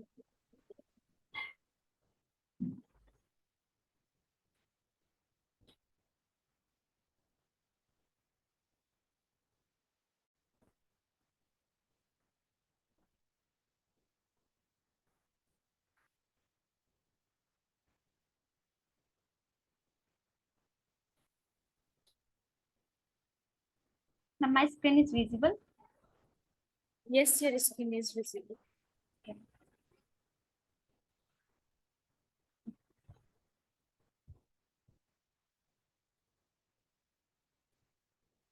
Good evening, everybody. My name is Kirti. I'm from Cloud Computing Department, and my project name is Cloud Engineering Internship Program, and my task name is Create an Elastic Beanstalk Environment.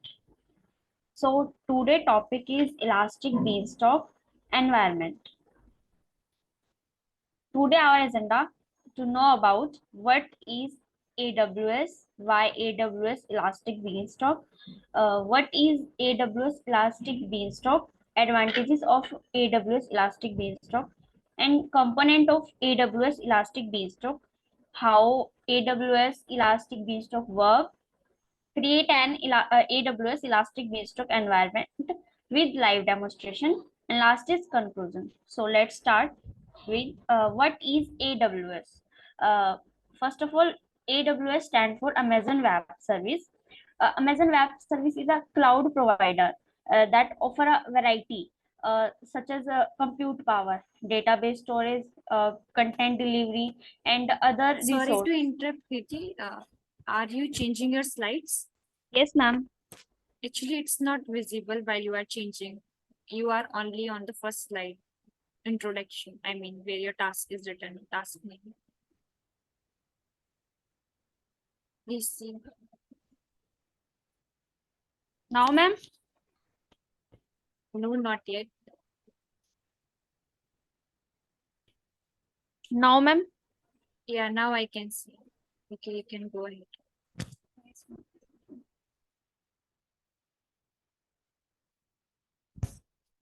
Okay, ma'am. So, start with what is AWS. AWS stands for Amazon Web Service, and Amazon Web Service is a cloud provider platform, and that offer a variety of service such as compute power, database storage, content delivery, and other resources to help business scale and grow. So why is AWS Beanstalk? So now what happened earlier, and that when software developer to create the software or module related to the software, it has to be joined together to create a big application. And now one developer to create module that has to be shared another developer.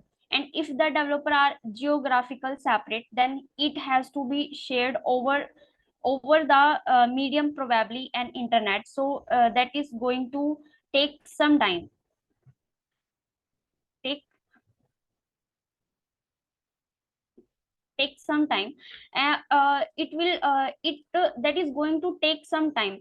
It would be a difficult process, and in return in make the application or a software developer a lender process, the building of the software development software development lender process. So they were facing challenges which the developer were facing earlier, and to overcome that we have the man stock as a service available in the AWS. And after the AWS Elastic Beanstalk, AWS Elastic Beanstalk make it easy for developer to share their application across different devices with less amount of time. So with the help of AWS, this issue can be resolved. So what is Elastic Beanstalk? What basically AWS Elastic Beanstalk is a service of AWS, and it is used to deploy and scale web application by the developers. And it supports various languages like .NET, PHP, Java, Ruby, Docker, Node.js, Go, Python, Docker. So here advantages of Elastic Beanstalk. First is high scalable. Second is fast and simple to begin. Third is offer quick deployment. Fourth is support multi-tenant architecture. High scalable means when we require resources, we scale down and scale up on demanded the resources. This kind of flexibility. So this is the main advantages of Elastic Beanstalk. And second is fast and simple to begin. Uh, it is very user friendly, and you can direct access application using URL or IP address. Third is offer quickly deployment. You just have to focus on the application, and you can just upload and deploy that, then you go to. And fourth is support multi-tenant architecture. That means you can have virtual isolated environment created on Beanstalk, and they can be separated used, separated environment, and a separated division in the organization. Here component of AWS Elastic Beanstalk. First is application, second is application version, third is environment, fourth is environment tier. So first is it refer to a unique level which is used as a deployable code for a web application. And second is application version. It resemble a folder which store a collection of components such as environment version, environment configuration are being stored using the application version. Third is environment. Here only the current version of the application runs. And application tier, it design the type of application that the environment run. So how does AWS Elastic Beanstalk work? So first is create application, second is upload version, third is launch environment, fourth is monitor environment.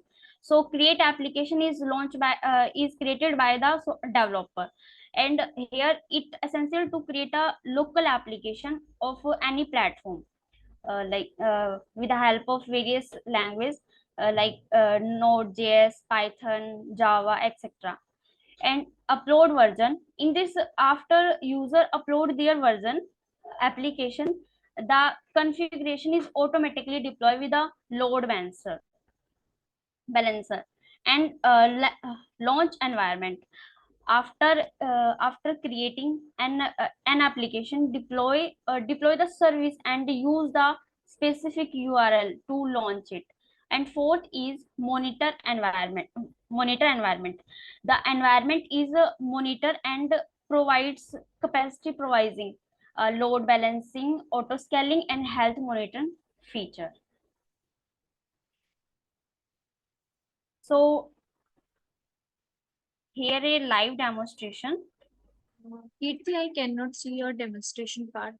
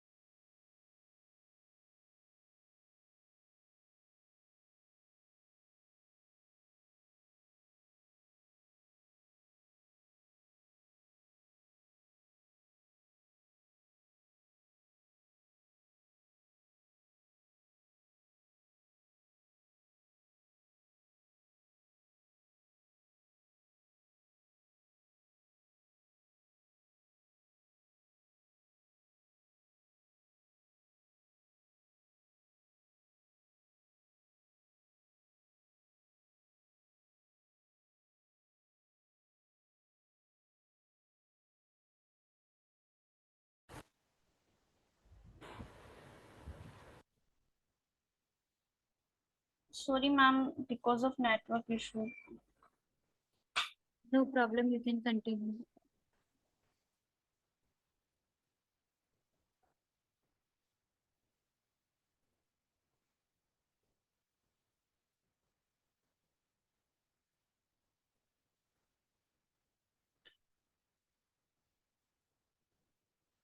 So let's start. Uh,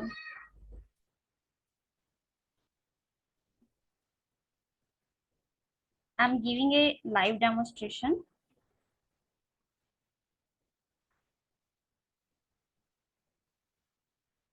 So firstly, login into your AWS management account, and you can see here service. You can also search now in the search bar and go to the services and click on the all services and just click on view all service. In the AWS have many services.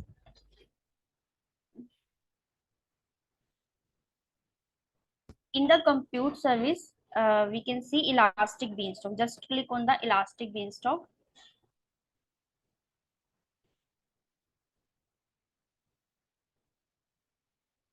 Will appear. Yes. So for, we need to create application. Just click on the create application.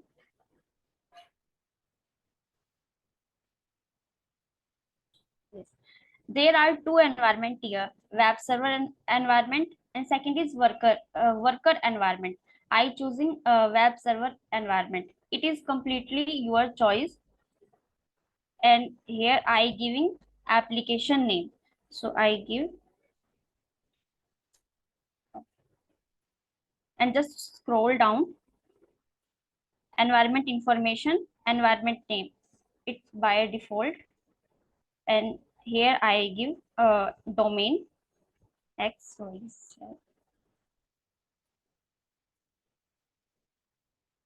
And just scroll down. You can environment description.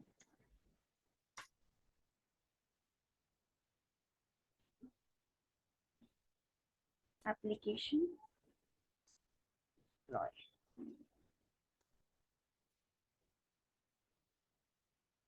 And just scroll down, platform managed platform. And here we choose platform. It's completely your choice what you choose. I'm choosing Python. And just scroll down and click on the next.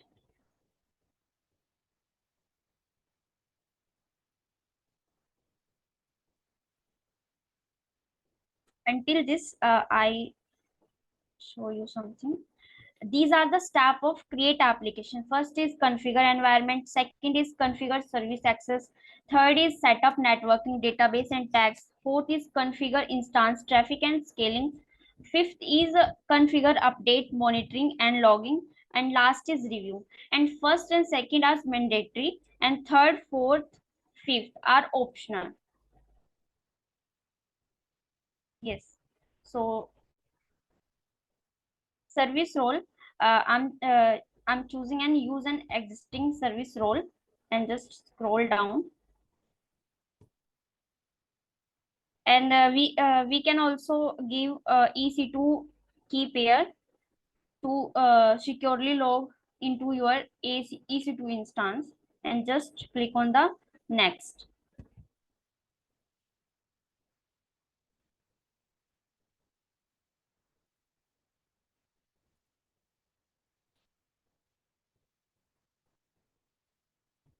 I'm skipping to review.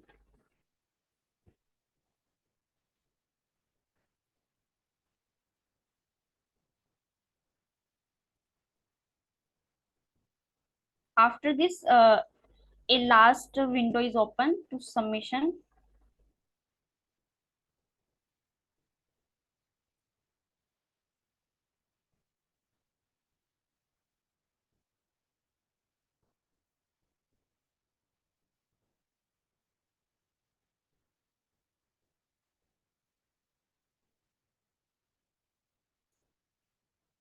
Yes. So just click on the submit.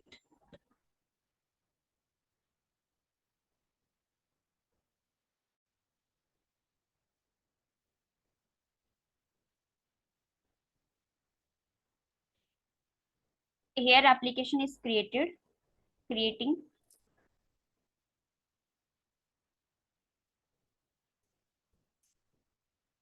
Ma'am, this will take a lot of time to launch. So back to our presentation.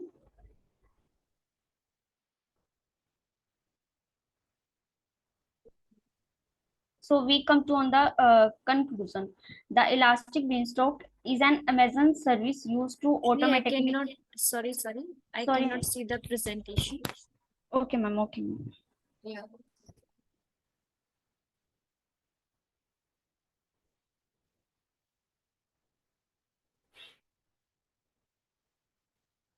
Now, ma'am. Yeah, now I can see.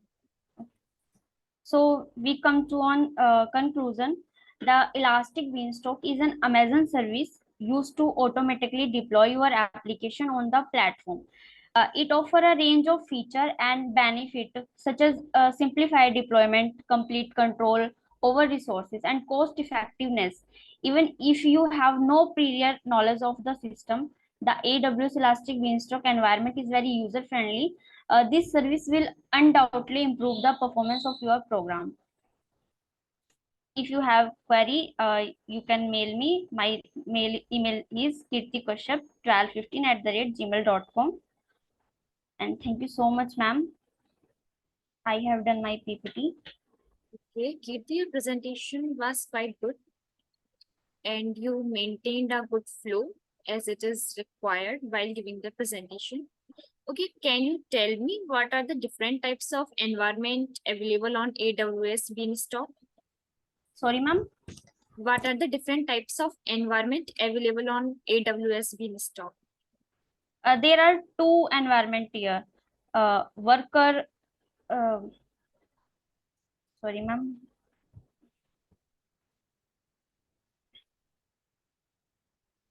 There are two network here.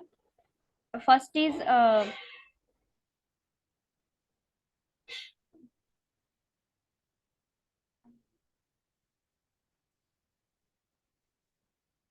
Okay, no problem. You can read about it. So you will get the deeper knowledge of the concept. yes, ma'am. Okay, rest I will provide your scores on your email. Do you have any question? No, ma'am. Thank you. Okay, you can leave. Next we have Shrutika Desai. You can start your presentation. Yes, ma'am. Am I visible, ma'am? Yes, you are visible as well as audible. Okay.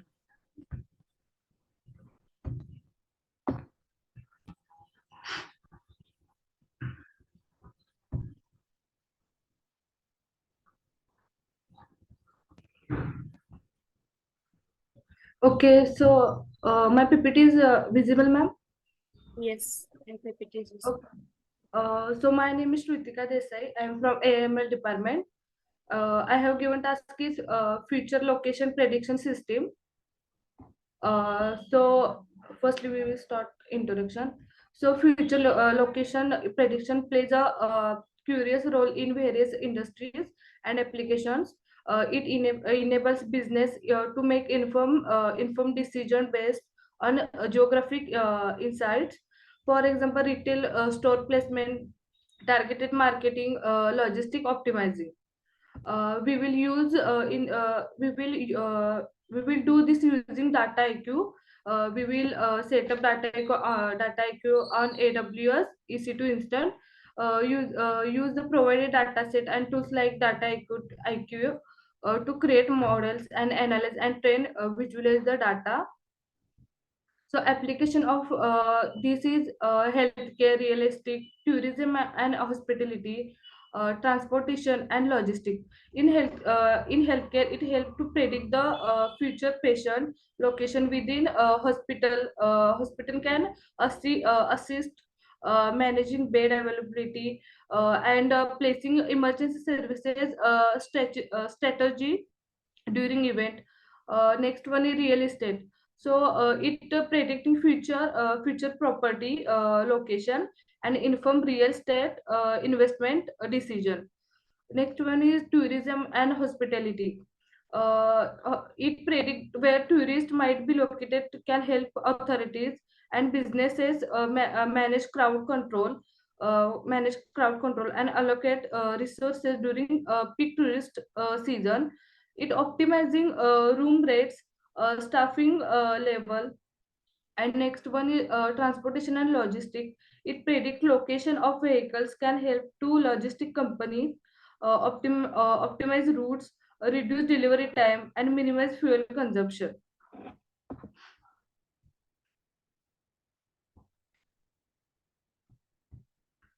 So what is Dataiku and why we use Dataiku? Is a leading end-to-end machine learning and AI platform. It offers a user-friendly interface for data preparation, modeling, and deployment. Dataiku support a wide range of algorithm and data connector for seamless analysis. Next, we will use lasso regression. It is an algorithm that eliminates the irrelevant or unnecessary parameters from the dataset for the better accuracy of prediction model. Lasso stand for least absolute shrinkage and selection operator. It uses L1 regularization technique. So while because it is more accuracy, it will give more accuracy and model interpretation. Next, XGBoots. So XGBoots algorithm is a powerful machine learning algorithm that is used to make the prediction based on the data, and it gives us a high performance in feature importance and high accuracy. So next I will give a demonstration. So firstly, we have to create the AWS account. Then we have to use AWS Management Console and go to the EC2 instance. Then first steps was choose the instance, then create instance, then create instance. So it will initialize and it will give this type of message to welcome Dataiku. Okay, then we have to select your then we have to register for this. Then it will show the ID and password like this admin. Then we have to click on get started. Then we have to log in this using the this admin login ID and password. ID and password. Next part is we have to start a new project. We click on this new project button, and I am giving name is future location prediction system, and I have then we will click on create button to create it. Then to download the dataset, we click on import your first dataset. Then we use HTTP connection through this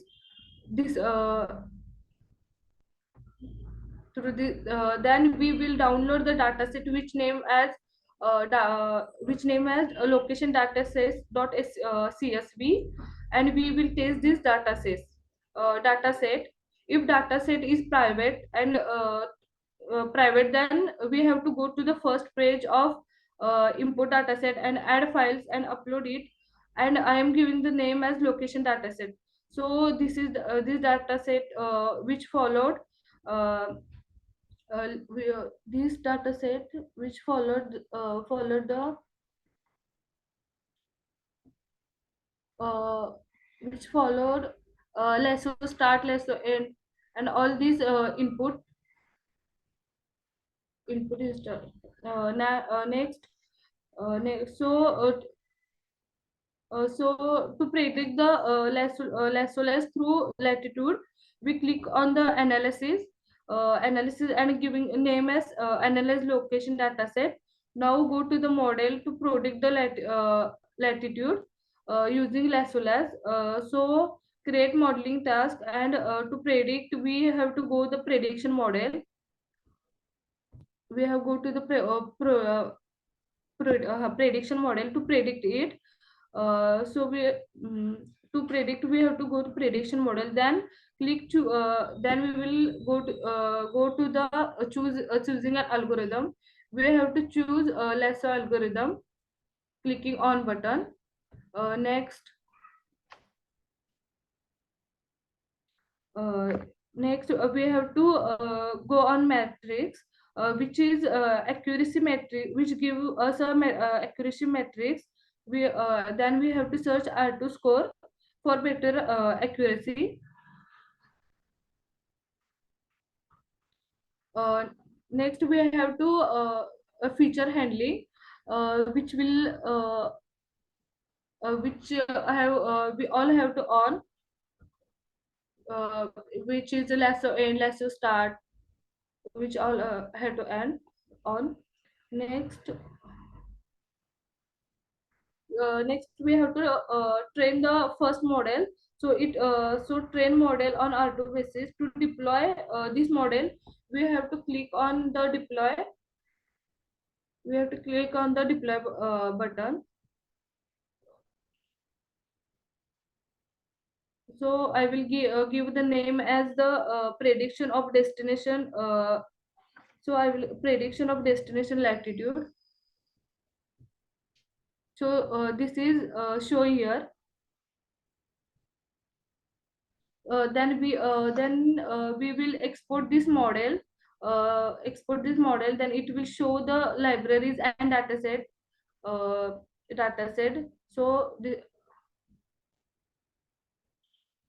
next, we have to evaluate the performance by clicking evaluation. It will predict how many percentage are correct prediction by automatically applying on testing. Then to model to predict the longitude, we again start the prediction. Then click on choose the algorithm. Now we have to do the same thing. We have to choose algorithm, then train the data, test the data, choose the matrix, same as above.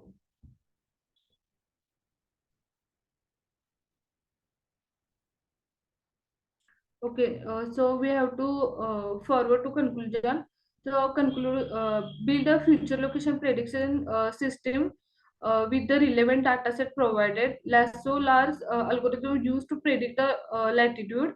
XGBoot algorithm used to predict the longitude. Both of the algorithm are suitable for giving us a best accuracy of a predicting model. If any question, ma'am. Okay, Shrika, can you tell me, in your presentation, you talked about XGB boost. So can you tell me, it is a classification algorithm or regression algorithm? It is a classification algorithm. Okay, can you tell me the difference between classification and regression? Okay. In classification, we classify the data set in different format, and in regression, sorry ma'am, I have missed out. Okay, no problem. You can read. Basically, classification algorithm is used on such type of data set where we have to classify, like in 0 or 1, we are true or false format. On such data set, we have to apply classification algorithm, and regression is basically when we have to predict something. like you have given any house data set and you have to predict the price of the house. So in such data set, we use regression algorithms. Okay, okay. Okay, rest your presentation was good. You maintained a good flow as it is required. Rest, do you have any questions? No, ma'am. Okay, I will provide your scores and feedback on it. Okay, ma'am. Thank you. Welcome. I can leave, ma'am. Yeah, you can. Okay.